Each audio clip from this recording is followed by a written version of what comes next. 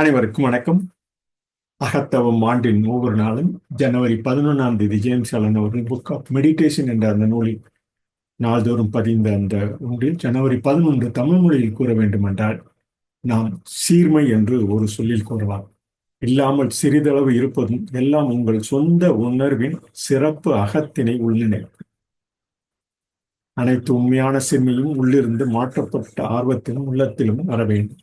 எனவே உள்ளத்தை சுத்தப்படுத்துவதும் மனதை திருத்துவதும் புரிதலை வளர்த்துக் கொள்வதும் நல்லது. ஏனென்றால் தேவைப்படுவது உள்ளத்தை மீண்டும் உருவாக்குவது என்ற ஒன்றை நாம் அறிய வேண்டும். தேவையானது என்ன வேண்டும் என்பது எல்லாம் உங்கள் ஆர்வத்தில் உள்ளது என்பதும் தேவையில்லாதவையும் பார்க்கக்கூடியதாகவும் அதற்குரிய வண்ணத்திலும் இருக்கும் என பயந்து சீர்மை படித்துக் கொள்ள வேண்டும்.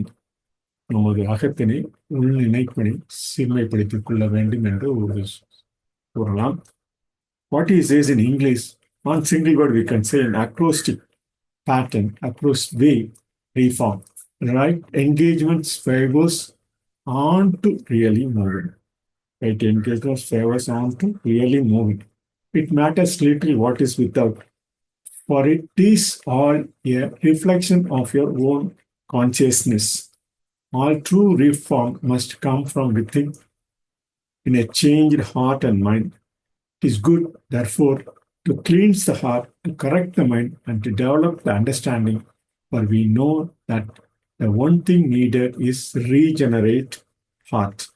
It matters everything what you are within, or everything without will be mirrored and colored accordingly. One single word we can say, reform yourself. Reform in acrostic way, we can say right engagements favors on to really moving. என கூறி ஜனவரி 11ஆம் தேதி பதிவினை நிறைவு செய்கிறோம். நன்றி, வணக்கம்.